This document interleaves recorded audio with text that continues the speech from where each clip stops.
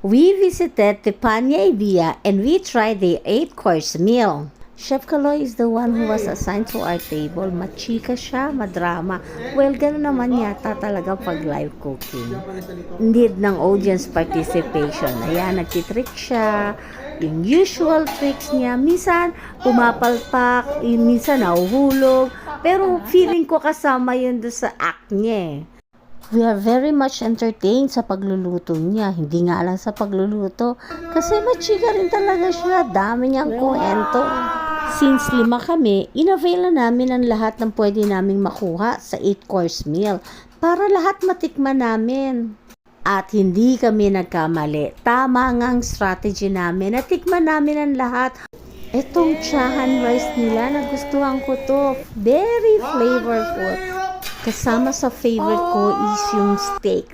Ang sarap, ang lambot. At itong banana flambe nila, naku, ang sarap. Eat yan kay mother. And now, the question is, nag-enjoy ba kami? At kung babalik kami, yes, definitely, babalik kami. Need lang mag-ipon. But definitely, it's worth the try.